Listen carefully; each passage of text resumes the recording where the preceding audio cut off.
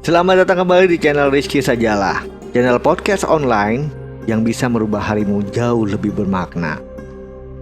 Oke guys, kita kemarin sudah mendengarkan atau mengikuti kisah bagaimana perjuangan seorang ayah Majnun untuk melamarkan Laila buat Majnun gitu ya. Dan buat teman-teman yang belum tahu, untuk episode kemarin silahkan klik di pojokan sini ya. Dan untuk saat ini bagaimana kelanjutan kisahnya, berikut Rizky hadirkan buat kalian. Semoga makin betah dan selamat mendengarkan.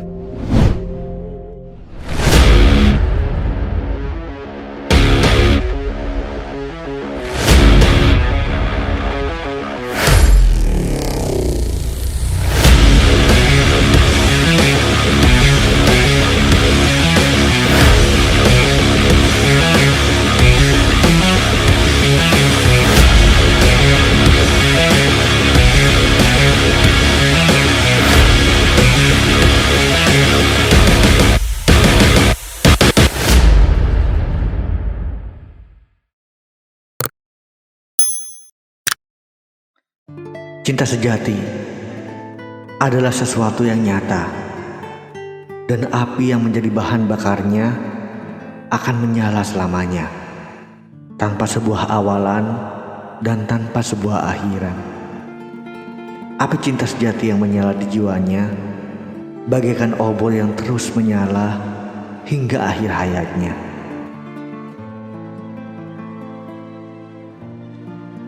Karena merasa gagal meminang Laila untuk putranya, sebagai harapan terakhirnya, Said meminta pertolongan dari teman-teman putranya agar dapat menyadarkan putranya dengan nasihat-nasihat yang bagus. Teman-teman Majnun mengajaknya berbicara dan berusaha berdebat dengan halus. "Mengapa hanya Laila?" tanya mereka. "Ada begitu banyak gadis di suku kita yang tak kalah menariknya dengan Laila. Beraroma wangi, berpipi merah bak tulip, berbibir bak kelopak mawar dan bermata indah. Kecantikan yang mungkin lebih dari gadis yang telah mencuri hatimu. Kita mengenal begitu banyak gadis cantik. Kau hanya tinggal memilih. Ayolah, daripada kau semakin menyiksa hatimu dan menjadikanmu sebagai kuil bagi gadis yang tak dapat kau miliki, lebih baik kau mencari seorang yang dapat memberikan rasa nyaman di hatimu dan memenuhinya dengan kebahagiaan. Pilihlah gadis dari suku kita sendiri. Carilah pasangan hidup yang pantas untukmu. Lupakan saja Laila. Lepaskan ia." Majnun sadar bahwa maksud teman-temannya baik. Namun mereka tak mengetahui seberapa besar sesungguhnya cintanya untuk Laila. Mereka-mereka yang tak pernah merasakan rasa sakit seperti ini tak akan dapat memahaminya, apalagi menasehatinya. Ucapan-ucapan mereka tidak memadamkan api cinta Majnun, namun justru semakin memperbesar nyala api itu. Dan ketika mereka telah selesai menasihatinya, lautan api itu menyala jauh lebih besar dari sebelumnya. Keputusasaan Majnun kini semakin besar dari sebelumnya. Tak ada seorang pun yang dapat menghiburnya. Tak ada seorang pun yang dapat melakukan sesuatu untuk mengurangi rasa sedihnya. Kepedihan yang telah membuat hari-harinya gelap untuk selamanya. Ia tak dapat tidur maupun makan. Sebagian besar waktunya digunakan untuk berjalan tak tentu arah dalam keadaan linglung. Kadangkala ia bahkan menunjukkan kepedihannya dengan memukul-mukul wajahnya dan merobek jubahnya. Majnun tak lagi memiliki tempat tinggal. Ia mengasingkan diri dari tanah penuh kegembiraan dan menjadi orang yang berkabung di tanah kesedihan. Pada akhirnya, Majnun tak lagi dapat bergaul dengan siapapun. Karena itulah ia meninggalkan orang tuanya, keluarganya, serta teman-temannya dan melarikan diri ke tengah gurun, tanpa mengetahui kemana arah tujuannya dan apa yang akan dilakukannya. Sambil menangis ia berucap, "Tak ada kekuatan yang melebihi kekuatan Allah." Ia terseok-seok di lorong dan melewati kedai-kedai pasar, menyerahkan dirinya pada belas kasih Allah dan gurun pasir. Majnun tak lagi dapat membedakan antara baik dengan buruk. Baginya, apa yang baik dan apa yang salah tak lagi ia ketahui. Ia adalah seorang pecinta, dan cinta tak mengenal batasan. Ia berlari, air mata membasahi matanya sambil berteriak-teriak menyebut nama Laila. Laila, Laila. Ia tak mempedulikan tatapan mata serta tudingan jari yang tertuju ke arahnya.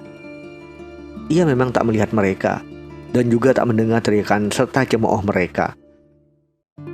Orang-orang mulai mengikutinya, merasa tertarik oleh penampilan serta tingkah lakunya yang aneh. Dalam keadaan sadar, ia tak mempedulikan mereka. Namun ketika ia mulai mendendangkan sajak dan menyanyikan lagu cinta, ketertarikan mereka terhadap Majnun berkurang dan mereka mulai merasakan simpati untuknya. Api yang menyala di hatinya telah menyentuh hati mereka juga. Dan begitu alunan indah itu keluar dari bibirnya, hati para pendengarnya bergetar dan sebagian besar dari mereka mulai menangis bersamanya. Namun Majnun tak memperhatikan semua ini. Ia bahkan tak menyadari bahwa dirinya diikuti. Ia juga tak menyadari keberadaannya, seolah ia tak lagi ada. Seolah namanya telah dihapus dari buku catatan ciptaannya, membuatnya melupakan dirinya. Hatinya telah hancur. Sinar hidupnya telah sirna. Jiwanya telah kehilangan keinginan untuk hidup. Dan kini hanya berkibar-kibar tak berdaya menanti kedatangan kematian. Pada akhirnya, ia merasakan seluruh kekuatannya keluar dari semua anggota tubuhnya. Ia jatuh berlutut seolah akan berdoa. Dengan bibir kering, ia berteriak, "Demi Allah, siapakah yang dapat menyembuhkan rasa sakitku? Aku adalah orang yang terasing, orang buangan dan yatim piatu. Di manakah rumahku? Di mana teman-teman serta keluargaku? Aku terputus dari mereka dan mereka tak berusaha untuk mencari jalan ke arahku. Dan aku terpisahkan dari satu-satunya orang yang aku cintai. Namaku bagaikan kotoran dan reputasiku hancur. Seperti sebuah gelas kristal yang hancur oleh batu takdir. Duniaku dulu dipenuhi dengan musik, kebahagiaan. Kini yang ku dengar hanyalah bunyi genderang perpisahan. Laila, cintaku, kekasihku, aku adalah budakmu. Aku adalah korbanmu. Aku adalah seorang pemburu yang terjebak dalam sebuah permainan. Jiwaku tak dapat melakukan apa-apa. Ia hanya dapat mengikuti gadis yang memiliki hatiku. Jika ia berkata, minumlah anggur cinta dan mabuklah kau, maka aku harus menurutinya.